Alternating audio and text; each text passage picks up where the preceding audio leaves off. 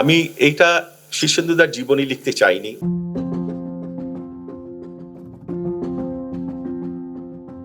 আমি নিজেই আমার কাছে অনাবিষ্কৃত একটি লোক। আমি কালকে একটু চেষ্টা করলাম, একটা লাইন লিখলাম, কিচ্ছু মনে এলো না। কি করে যে ওরা পারেন আমি জানি না। যদি মুখোমুখি দেখা হয় কখনো, তাহলে জিজ্ঞেস করবো যে আসলে বেটা তুই কে।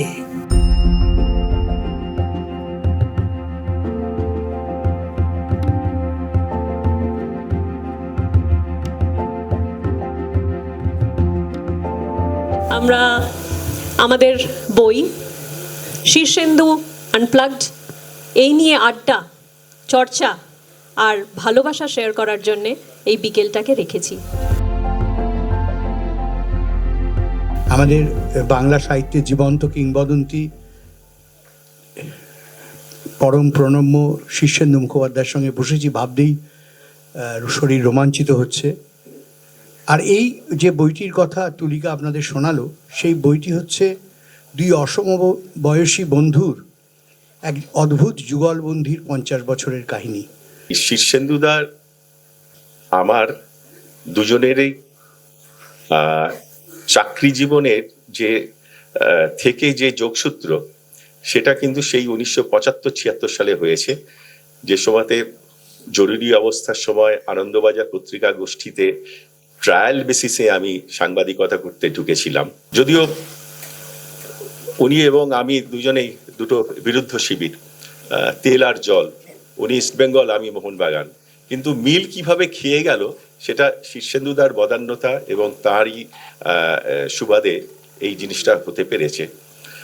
আমি এইটা শীর্ষেন্দুদার জীবনী লিখতে চাইনি, জীবনী লেখার ইচ্ছেও আমার ছিল না। আমার মনে অনেক জিজ্ঞাসা ছিল, সেই জিজ্ঞাসাগুলো দিনের পর দিন আমি দিল্লি থেকে এসে শীর্ষেন্দুদার সঙ্গে কথা বলেছি, শীর্ষেন্দুদার বাড়িতে গিয়ে দীর্ঘ সময় থেকেছি, কতবার গিয়ে গেছি এবং কতবার যে টেলিফোনে কথা হয়েছে ইয়ত্তা নেই।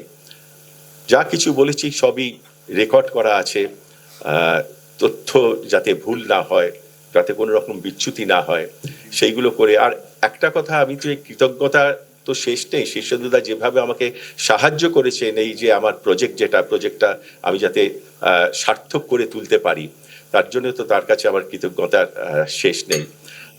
সেই গল্প তো আপনারা এই বইটা পড়তে পড়তেই বুঝতে পারবেন যে আমার স্মৃতিকথা কেন লোকে পড়বে।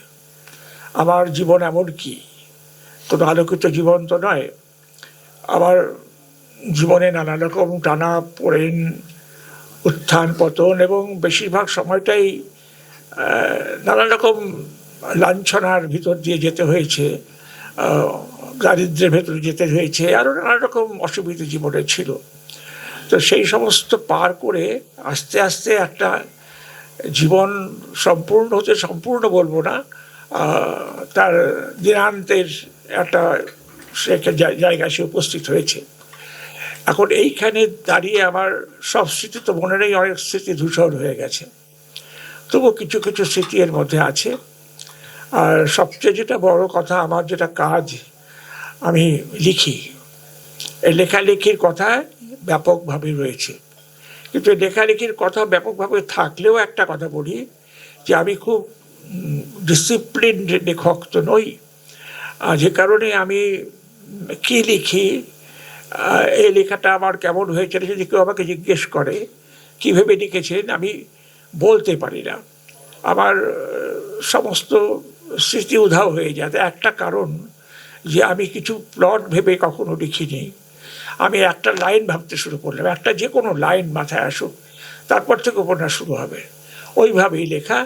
আর একটা জিনিস আছে, সেটা বলবো, সেটা হচ্ছে আমি যখন লিখি তখন আমি আমার চরিত্রগুলোকে, ঘটনাগুলোকে প্রত্যক্ষ করি, দেখতে পাই। এই দেখতে পাওয়াটাই আমার সবচেয়ে বড় অস্ত্র বলা যেতে পারে, বা সবচেয়ে বড় আমার সাহায্যকারী জিনিস। দেখতে দেখতে লিখি, লিখতে লিখতে দেখি। আর দেখাটা আমার কাছে খুব উপভোগ্য হয়, যে আমি যা দেখছি তা দেখছি, এর মধ্যে একটা আনন্দ আছে। তো যাই হোক, এই সব মিলিয়ে আমার একটা উল্টোপাল্টা জীবন। এই হচ্ছে আমি। আর আমাকে নিয়ে সৌম্যর চর্চা, সৌম্য যা লিখেছে তার মধ্যে কতটা পার্থক্য আমি জানি না, হয়তো বিশেষ কিছু নেই। আমার খানিকটা, আমাকে হয়তো খানিকটা ওই বইতে খুঁজে পাওয়া যাবে। আসল আমি কে সেটা আমি এখনো চিনতে পেরে উঠতে পারিনি। সুতরাং কি বলবো আপনাদের কাছে, ক্ষমা প্রার্থী যে আমি নিজেই আমার কাছে অনাবিষ্কৃত একটি লোক, সেই লোকটিকে আমি এখনো ভালো করে চিনতে পারিনি। যদি মুখোমুখি দেখা হয় কখনো, তাহলে জিজ্ঞেস করবো যে আসলে বেটা তুই কে। কালকে বইটা হাতে পাওয়ার পর একটু উল্টাচ্ছিলাম, সেটা উল্টাতে যেটা দেখলাম যে বইটা না মানে একটা নিঃশ্বাসে পড়ে নেওয়া যায়। আর এই বইটা উল্টে পাল্টে পড়তে পড়তে আমি যখন দেখলাম যে এটা মানে এত সুন্দর সমুদার সঙ্গে কথোপকথন, অর্থাৎ দুই গুণী মানুষ, দুই সাহিত্য প্রতিভার একটা যে মেলবন্ধন, যুগলবন্দি এত সুন্দরভাবে ফুটে উঠেছে, সেটা সত্যি একটা বাংলা সাহিত্য একটা ভালো একটা একটা কিছু একটা বই পেলো একটা। এবং যেটা শীর্ষেন্দু একটু আগে বললেন না যে আমি একটা লাইন মনে করি, বইটা তো উনি লিখেছেন যে আমি যখন একটা লাইন, সমদা জিজ্ঞেস করেছিলেন উনি কীভাবে লেখেন, গল্পের প্লট ভেবে নেন কিনা, যা পুরো গল্পটা, অনেকেই তো গল্পটা কি করেন, গল্পটা প্রথম থেকে শেষ অবধি কী ঘটবে একটা প্লট ভেবে নিয়ে তারপর লেখেন। তা শীর্ষেন্দু সেখানে লিখেছেন যে আমি একটা লাইন ভেবে নিই, সে লাইনটা লিখি, তারপর অটোমেটিক্যালি গল্পটা চলতে থাকে এবং কোথায় শেষ হবে কোথায় আমি নিজেও জানি না, গল্পটা চলতে থাকে। তো আমি কালকে একটু চেষ্টা করলাম, একটা লাইন লিখলাম, লিখে আমি একটু চেষ্টা করলাম যে কি মনে আসে দেখি, কিচ্ছু মনে এলো না, কমপ্লিট শূন্যতা। অনেকক্ষণ ধরে অনেক লাইন মনে এলো, একটা করে লাইন লিখছি, বসে চুপচাপ বসে ভাবছি, একটা কিচ্ছু মনে এলো না। কি করে যে ওরা পারেন আমি জানি না, আসলে যারা পারেন তারা এভাবেই পারেন, সবাই তো ফুল ফোটাতে পারে না, এবং সবাই দ্বারা ফুল ফোটানো হয় না, পারে যে সে এমনি পারে, এবং সেটাই শীর্ষেন্দুদা, এইভাবেই পারেন উনি। শীর্ষেন্দুদা সম্পর্কে বলতে গিয়ে যেটা বলা যায় যে এই যে গৃহে থেকেও সন্ন্যাসী, এটা কিন্তু একমাত্র মানে আমার চেনা জানার মধ্যে, আমার দেখা মানুষের মধ্যে একমাত্র শীর্ষেন্দুদা। এবং আমরা বিদেশে গেছি, বিদেশে গিয়েও দেখেছি যে আপনারা হয়তো জানেন সবাই যে উনি সম্পূর্ণ নিরামিষাশী এবং মানে পেঁয়াজ রসুনও খান না। মানে বিদেশে গিয়ে কিভাবে উনি যে ওনার খাবারটা করেন সেটা একটা দেখার, একটা মজার ব্যাপার, দেখার ব্যাপার। এবং কিভাবে বিদেশে 10-12 দিন উনি কাটিয়ে আসেন এইভাবে, মানে খাবার, নিজের খাবার নিজে তৈরি করে, এটা সত্যি একটা মানে আমাদের অবাক করে। এটা একজন সাহিত্যিকের জীবন, তার জীবন দর্শন, তার জীবনের প্রেক্ষাপট আমরা পেয়েছি। আর যেটা সব থেকে আমি পড়তে গিয়ে পাতলটাতে গিয়ে দেখেছি, যেটা শীর্ষেন্দুদা বলেছেন যে যদি পুনর্জন্ম বলে কিছু থাকে, যদি আমি আবার জন্মাই তাহলে মানুষ হয়ে জন্মাতে চাই এবং লেখক হয়েই জন্মাতে চাই। এবং শীর্ষেন্দুদা আমরা সেটাই বলবো, নিশ্চয়ই আপনি লেখক হয়ে জন্মাবেন এবং আপনি যেখান থেকে শেষ করবেন আবার সেখান থেকে যেন আমরা আবার আপনাকে পাই। সেটাই তাহলে বাংলা মানে সাহিত্যকে আরও বেশি উৎকর্ষ দেবে। শীর্ষেন্দুদার প্রতি আমার অনেক কৃতজ্ঞতা, অনেক সম্মান, অনেক ভালোবাসা আমাদের সবার। এবং আপনি আরও অনেক বছর থেকে আমাদেরকে আরও সাহিত্য, আরও গল্প, আরও উপন্যাস আমাদেরকে দিন।